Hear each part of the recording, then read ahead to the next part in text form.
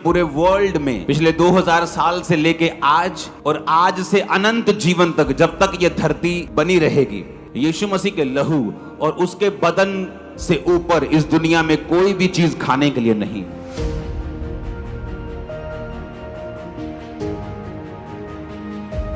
Bible कहती है जब यीशु मसीह का लहू बहाया गया, वो आप लोगों के लिए दया को मांगता है परमेश्वर से।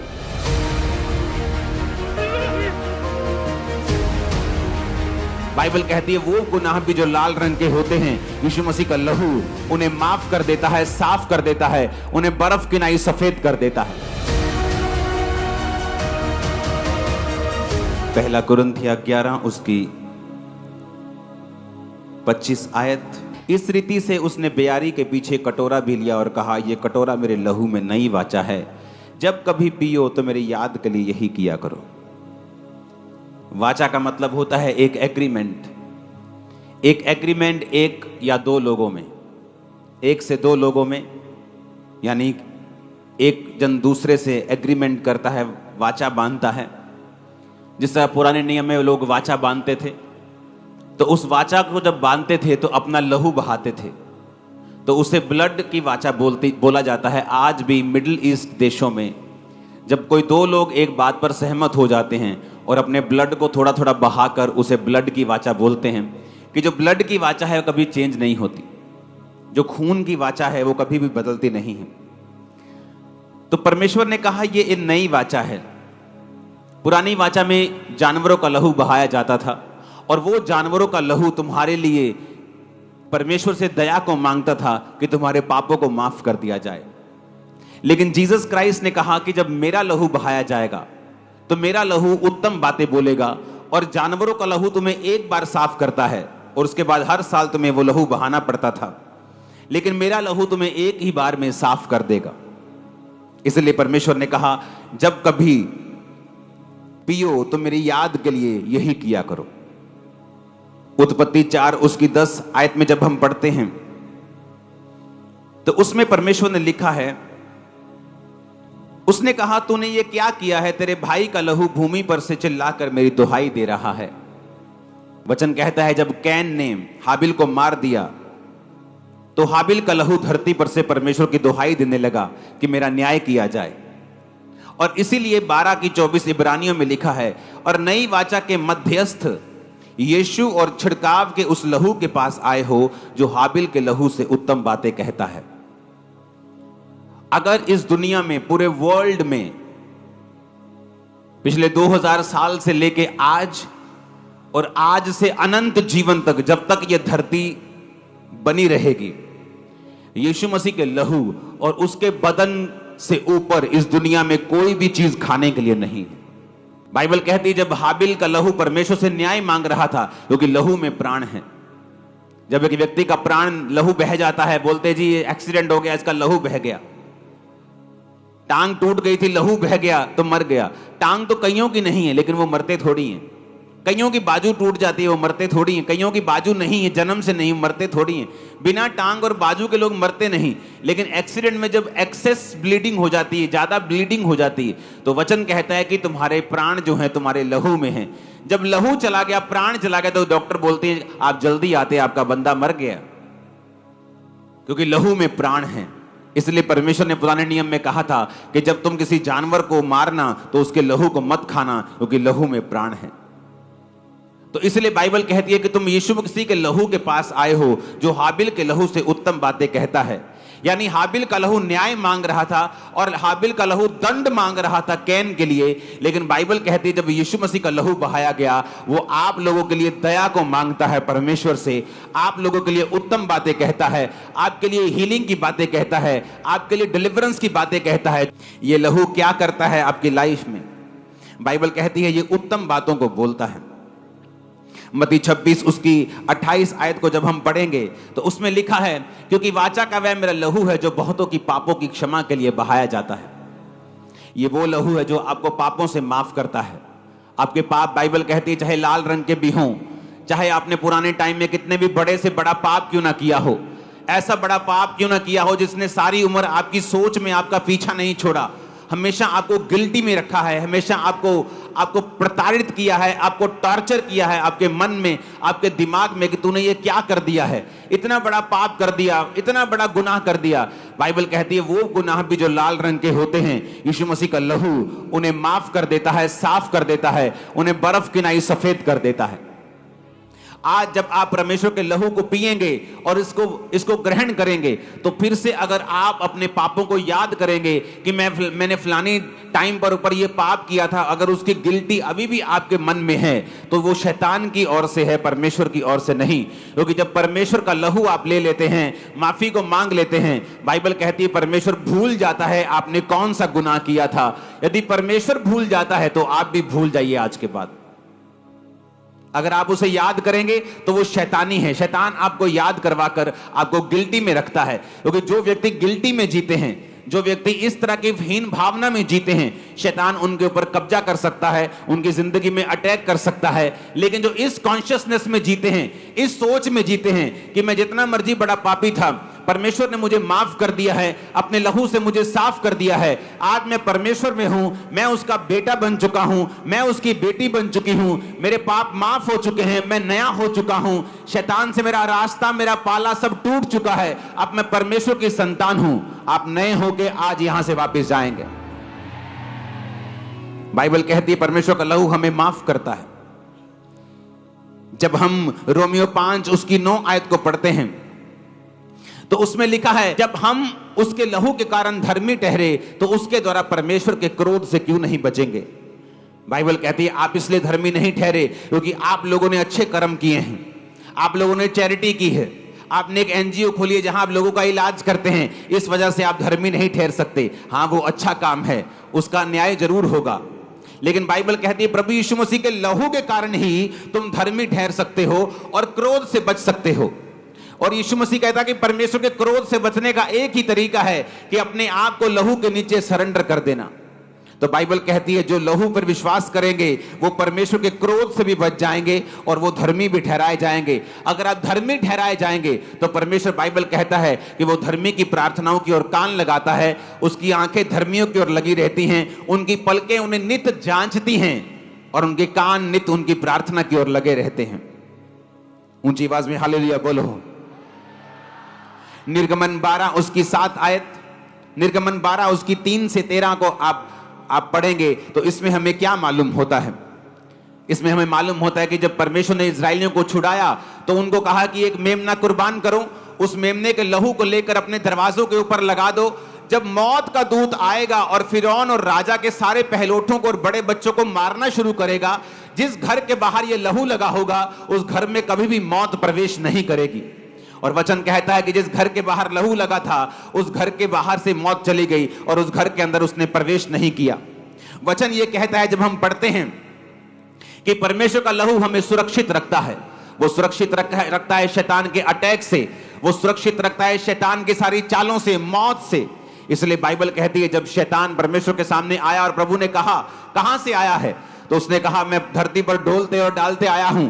परमेश्वर ने कहा तूने अय्यूब को देखा है, धरती पर उसके समान खरा मनुष्य जो बुराई से डरता है, मेरा भय मानता है, धरती पर कोई नहीं है। शैतान ने कहा तूने उसके आसपास बाड़ा बांधा हुआ है, इसलिए मैं उसको छू नहीं सकता, अपना बाड़ा उस पर से हटा दे तो फिर मैं उसे बताता हूं, फिर मैं उसे छूता हूं, फिर देखता हूं कि वो तेरी महिमा करता है कि नहीं करता। बाइबल कहती जब खून का बाड़ा आपके आसपास होता है, शैतान आपकी जिंदगी में काम नहीं कर पाता, वो मौत का फरिश्ता आपकी जिंदगी में काम नहीं कर पाता। आज उस खून के बाड़े को लगाता हूं मैं आपकी लाइफ के ऊपर, उस खून के बाड़े को लगाता हूं आपके परिवारों के ऊपर। इस साल मौत का मुंह आप नहीं देखेंगे, अगले साल नहीं देखेंगे, in the name of Jesus आने वाले सालों में नहीं देखेंगे। मैंने कहा आमीन। मेरे को ऊंचे वाला चाहिए चर्च। आपके बिजनेस को मैं यीशु के लहू में छुपाता हूं, आपके बच्चों को यीशु मसीह के लहू में छुपाता हूं, यीशु मसीह के ब्लड के बाड़े को लगाता हूं आपकी लाइफ के ऊपर, आपके फाइनेंस के ऊपर यीशु मसीह के ब्लड को लगाता हूं। आज से यीशु मसीह का लहू आपके लिए दया को मांगेगा, वो आपके लिए बेहतर बातें करेगा, आप प्रभु से बड़े कामों को देखेंगे इन जीसस ने। आमीन। ऊंचा ये आशीष आपकी है चर्च। इसलिए वचन कहता है कि जिन घरों के बाहर यीशु का लहू लगा हुआ, जिन जीवनों में यीशु मसीह का लहू लगा हुआ, वो कभी भी मरे नहीं, उन्होंने यहां भी जीवन पाया है और अनंत जीवन भी पाया है। बाइबल कहती है यशायाह 53 उसकी 5 आयत में जब हम पढ़ते हैं तो वहां पे लिखा है वो हमारे अपराधों के कारण घायल किया गया, हमारे अधर्म के कारण कुचला गया, हमारे ही शांति के लिए उस पर ताड़ना पड़ी और उसके कोड़े खाने से हम लोग चंगे हो जाएं। कोड़ों से जो ब्लड निकला उससे हम हील होते हैं।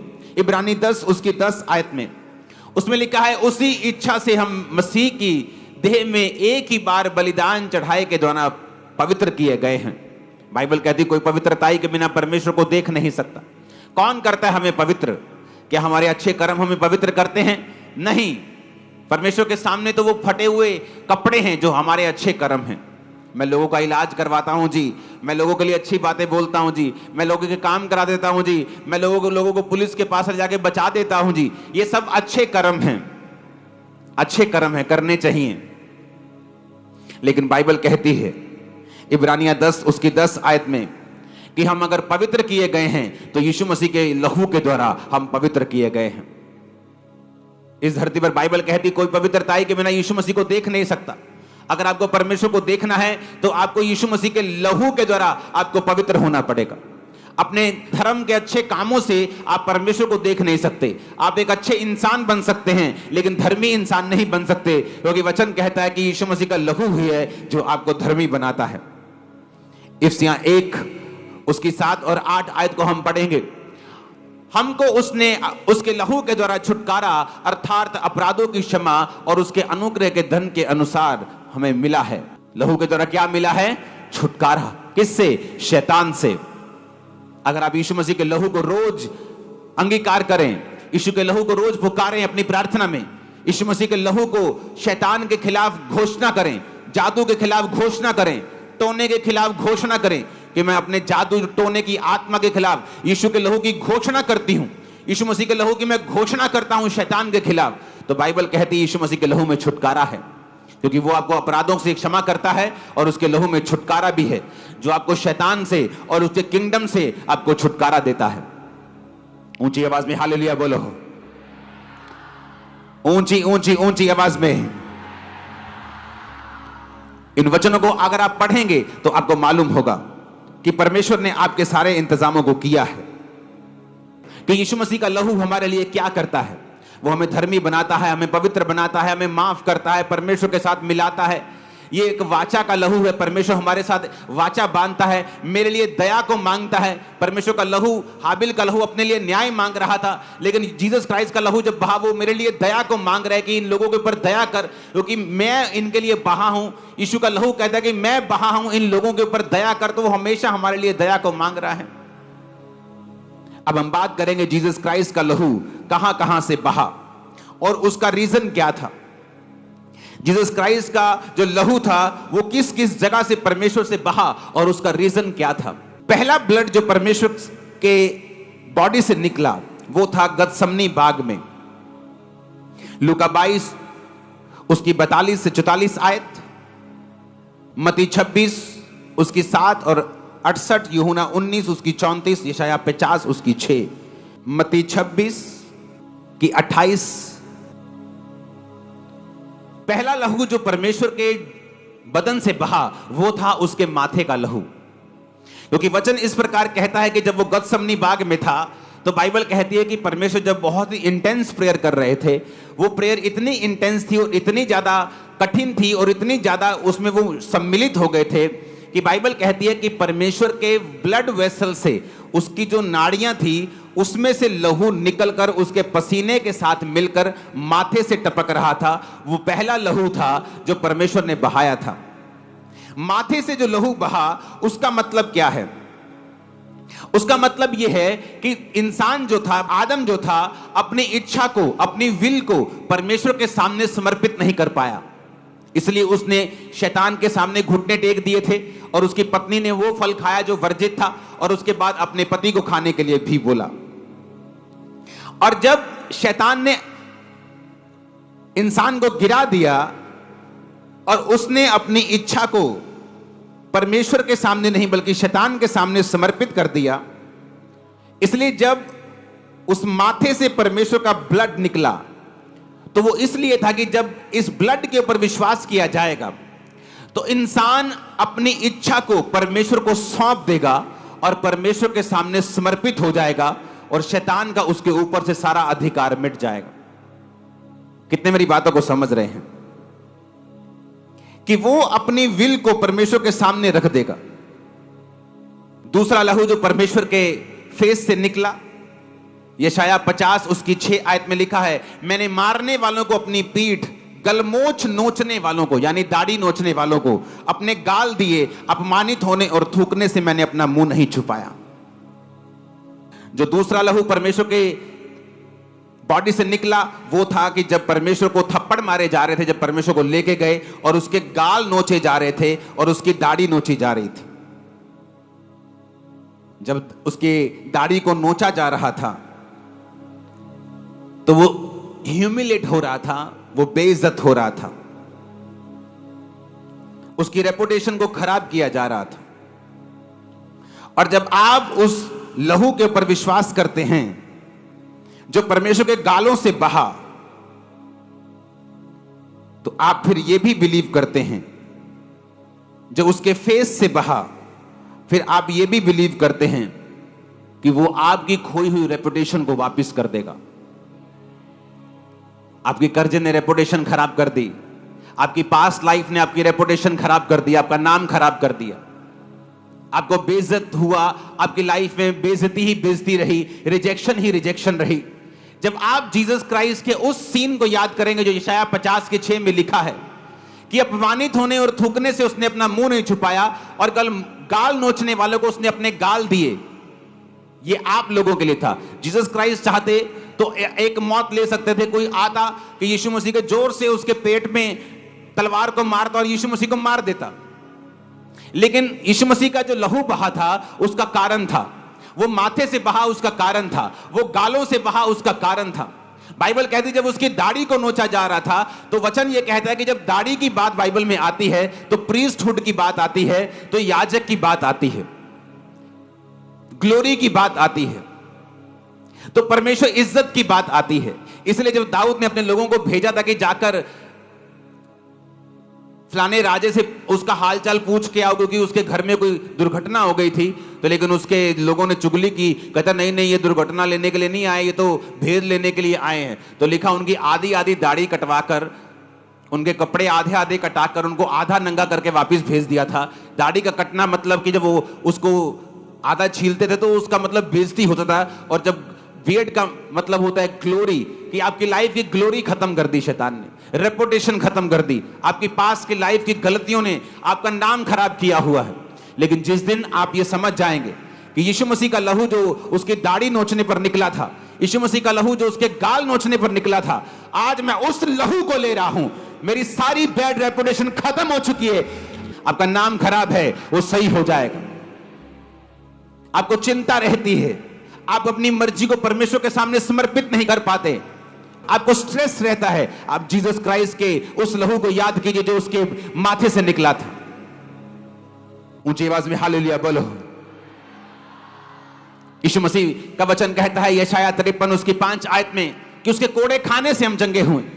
एक लहू तब निकला जब यीशु मसीह गतसमनी बाग में थे, उसके माथे से एक लहू तब निकला जब उसके गाल नोचे गए, उसकी दाढ़ी पटी गई, और एक लहू तब निकला जब यीशु मसीह के कोड़े मारे गए। और बाइबल कहती जो लहू कोड़ों से निकला वो तुम्हारी चंगाई के लिए था, जो लहू माथे से निकला वो किसी और मकसद के लिए था, जो लहू दाढ़ी से निकला वो किसी और मकसद के लिए था। हालेलुया, ऊंची आवाज में हालेलुया। क्योंकि दाढ़ी आपको प्रीस्टहुड को भी, याजकपन को भी दर्शाती है। क्या करते थे याजक परमेश्वर की प्रेजेंस में रहते थे और परमेश्वर की सेवकाई करते थे। आज जिन लोगों की लाइफ में परमेश्वर की प्रेजेंस खत्म हो चुकी है और वो परमेश्वर को मिनिस्टर नहीं कर पाते, परमेश्वर की सेवकाई नहीं कर पाते, उसके सामने प्रार्थना नहीं कर पाते, अपने जीवन को बिता नहीं पाते। जब हम परमेश्वर की दाढ़ी से निकले हुए ब्लड को आज अंगीकार करके लेंगे, आप फिर से परमेश्वर की प्रेजेंस में जाने पाएंगे, आप फिर से सेवकाई करने पाएंगे, फिर से वो लूटी हुई, वो फिर से जो मरी हुई ग्लोरी शैतान ने कर दी थी, परमेश्वर उस ग्लोरी को रिस्टोर कर देगा आपकी लाइफ में। आपके बच्चों ने आपका नाम खराब हो सकता कर दिया हो, आपकी बेटी ने, आपके बेटे ने कर दिया हो, लेकिन बाइबल कहती है यीशु मसीह का लहू उस लॉस्ट रेपुटेशन को फिर से वापस करता है। जब आप परमेश्वर के ब्लड को पुकारेंगे कि खुदाबंद तेरा वो लहू जो तेरे गालों से निकला और दाढ़ी से निकला, जिसने मेरी रेपुटेशन के लिए निकला, आज मैं उस लहू को लेता हूं, आप देखेंगे क्या होता है। चाहे आपके बच्चे को परमेश्वर को चेंज करना पड़े, चाहे आपकी बेटी को चेंज करना पड़े, आपके पति के दिमाग को बदलना पड़े, वो करेगा और आपकी रेपुटेशन को सेम नहीं रखेगा। आमीन ऊंचे वाला चाहिए और चिल्लाने वाला चाहिए। इसलिए शायद 53 उसकी 5 में लिखा है, इसलिए उसी कोड़े खाने से हम चंगे हुए हैं। हमारे अपराधों के कारण वो घायल किया गया, हमारे धर्म के कामों के कारण कुचला गया, हमारी शांति के लिए उस पर ताड़ना पड़ी कि उसके कोड़े खाने से हम चंगे हो जाएं। उसके कोड़े खाने से भी ब्लड निकला, जो ब्लड उसके कोड़ों से निकला वो हमारी हीलिंग के लिए था। वो हीलिंग जो मुझे मिली, वो हीलिंग जो जलंधर के सबसे पहले डॉक्टर्स भी नहीं कर पाए थे। जलंधर के सबसे ओल्ड डॉक्टर्स नाम है जिनका, पॉसिबल नहीं। उसके कोड़े खाने से हम चंगे हो चुके हैं। फिर एक ब्लड निकला परमेश्वर के कांटों के ताज से। परमेश्वर के जब कांटों का ताज जला गया तो बाइबल कहती है उसमें से ब्लड निकला। क्यों निकला कांटों का ताज? क्योंकि वो कांटों का ताज आपके लिए और मेरे लिए था। ताज डाला जाता है राजा को, ताज डाला जाता है जब एक राजे की राजपोशी की जाती है, जब एक राजा जीतता है ताज उसको डाला जाता है। वो ताज अपने लिए तो वो ये सोच के डाल रहे थे कि हम यीशु मसीह की बेइज्जती कर रहे हैं, लेकिन यीशु मसीह ये ताज को इस तरह से ले रहा था कि मैं जीत रहा हूं शैतान के किंगडम के खिलाफ। और जो कोई व्यक्ति इस कांटों के ताज के बहे हुए लहू पर विश्वास करेगा वो शैतान के राज्य के ऊपर जीत प्राप्त करेगा। उसके घराने के ऊपर शैतान का कभी राज ना होगा, जादू टोने का कभी भी राज ना होगा, उसके मन पे, उसके दिमाग पे, उसके बच्चों पे शैतान कभी राज ना करने पाएगा। ये वो लहू था जो परमेश्वर के थ्रोन से, ये परमेश्वर के जो कांटों का ताज था उससे बहा था। परमेश्वर का लहू उससे बहा ताकि हमारा माइंड जो है वो परमेश्वर के जैसा हो जाए। हालेलुया, ऊंची आवाज से बोलो हालेलुया। फिर एक लहू बहा परमेश्वर के हाथों से। बाइबल कहती इंसान के काम गंदगी से भरे हुए थे। जब जीसस क्राइस्ट के हाथों के ऊपर वो नेल्स, वो कील मारे गए तो फिर ब्लड निकला, क्योंकि कोई भी इंसान धर्म के काम नहीं कर पा रहा था, परमेश्वर से दूर था। उस नेल से, उस कीलों से बहे हुए लहू से आज हम फिर परमेश्वर में चल सकते हैं और काम कर सकते हैं। जो लहू परमेश्वर के पांव से बहा, आज हम परमेश्वर के साथ साथ चल सकते हैं। जब हम उसके हाथों के कीलों के से बहा हुआ लहू और उसके पांवों से बहे हुए लहू पर विश्वास करते हैं, हमारी चाल सीधी हो जाती है। एक लहू निकला परमेश्वर के बर्छी से, जो बर्छी मारी गई थी, परमेश्वर के हार्ट को, परमेश्वर के जो बर्छी मारी गई परमेश्वर के दिल तक पहुंच गई थी, इसलिए लिखा उसमें से लहू और पानी निकला था। जब उस लहू को आप देखते हैं जो परमेश्वर के हार्ट से निकला था, और वो भी एक सोल्जर ने उसको मारा था, उसी से हमें परमेश्वर का जो हार्ट था कंपैशन से भरा हुआ, वो जीसस क्राइस्ट के जन्म से पहले परमेश्वर का वो कंपैशन और दया से भरा हुआ दिल कभी प्रकट नहीं हुआ था। वो मिरेकल के रूप में प्रकट हुआ था, वो दया करता था, लेकिन जीसस क्राइस्ट के जन्म के बाद जो दया वाला कहते हैं ना एक साइड परमेश्वर की नजर आई, वो पहले कभी भी नजर नहीं आई। एक धर्मी में एक शरीर का काम उसके लिए बड़ी रुकावट बन सकता है। एक पास्टर था, उसको शुगर हो गई। अब आप बोलोगे पास्टर को शुगर कैसे हो गई? क्योंकि उसका खाना पीना सही नहीं था, बैलेंस नहीं था, टाइम नहीं था, कुछ भी खा लिया। एक घर में आप जानते विश्वासी लोग चाय के बिना नहीं भेजते, लेकिन अगर 10 घर आप विजिट करेंगे और रोज 10 कप चाय पिएंगे, आपकी सेहत कहां जाएगी? लेकिन वो बात को माना नहीं। खुद बीमार था, प्रेयर करता था, लोग हील होते थे, लेकिन अपनी उस अर्ज के ऊपर, अपनी उस, मैंने धर्मियों को जो बहुत फूडी थे उनको टाइम से पहले मरते हुए देखा है। किसी को नॉनवेज खाने का बहुत शौक था, और जब वो डॉक्टर के पास गया, बहुत ब्लेस्ड मैन, मैं उसका नाम नहीं ले सकता, ब्लेस्ड मैन, इतना ब्लेस्ड कि आप सोच भी नहीं सकते। डॉक्टर ने कहा हार्ट तेरा ब्लॉक है 90%। कारण नॉनवेज खाने का शौकीन। जब नॉनवेज आता था भाई साहब 2-3 कोलियां नहीं, कुकर खत्म हो जाता था। अब हुआ क्या, अब शरीर तो सभी का एक है, वो ब्लॉकेज होती होती होती कहते प्रेयर करो मेरे लिए, मैं ऑपरेशन नहीं कराऊंगा, और थोड़े दिनों बाद डेथ हो गई। अगर आप में ऐसी आदत है, आज जब मैं यीशु मसीह के लहू की घोषणा करूंगा और आपके ऊपर बोलूंगा कि परमेश्वर का लहू आप में और उस आदत के बीच में आज से खड़ा है, वो आपको छू नहीं पाएगी, आप फ्री होकर वापस जाएं। वो कोई भी हो सकती है, वो टीवी हो सकता है, मोबाइल हो सकता है, एक्स्ट्रा कंप्यूटर चलाने वाला टाइम हो सकता है, खास प्रोग्राम हो सकता है। तो आपको मालूम है कि मैं एडिक्टेड हूं, मैं इसके जुड़ गया हूं और ये संसारिक है। वो फीलिंग हो सकती है किसी व्यक्ति से। जब मैं घोषणा करूंगा कि यीशु मसीह का लहू आज आपके और आपकी उस फीलिंग के बीच में खड़ा है, और उस फीलिंग को मैं हुक्म दूंगा कि तू लहू को क्रॉस नहीं कर पाएगी, आज के बाद आप फ्री होकर वापस जाएंगे। वो एक नशे की आदत हो सकती है, आपके घर में, आपकी लाइफ में कुछ और हो सकता है, कुछ ऐसा हो सकता है जो आपके लिए एक रुकावट है। जब मैं लहू की घोषणा करूंगा कि यीशु मसीह के पांव के ऊपर जो नेल्स लगे, जो कील लगे, उससे लहू बहा, उसका मतलब है कि अब आप परमेश्वर के साथ चल सकते हैं। जो लोग नहीं चल पाते, आप चलते हैं तो अटैक होते हैं, जाल होने के, अलग अलग तरह के, आज के बाद लहू की घोषणा के बाद आप चल पाएंगे और परमेश्वर आपकी चाल को अच्छी रीति के साथ रखेगा। आप मेरी बात को समझ रहे हैं कि नहीं? अगर आप में से बीमार हैं तो लहू की घोषणा मैं करूंगा कि जो उसके कोड़ों से निकला, और आप लोग आज हील होंगे। आमीन। ऊंचा ये आशीष आपकी है। परमेश्वर के दास के द्वारा टीचिंग्स को सुनने के लिए, अनाउंसमेंट्स और अपडेट्स को जानने के लिए आप हमारे YouTube चैनल को सब्सक्राइब करें और साथ में बेल आइकन को दबाएं, ताकि जब भी कोई नई अपडेट हो तो आप सबसे पहले जान सकें।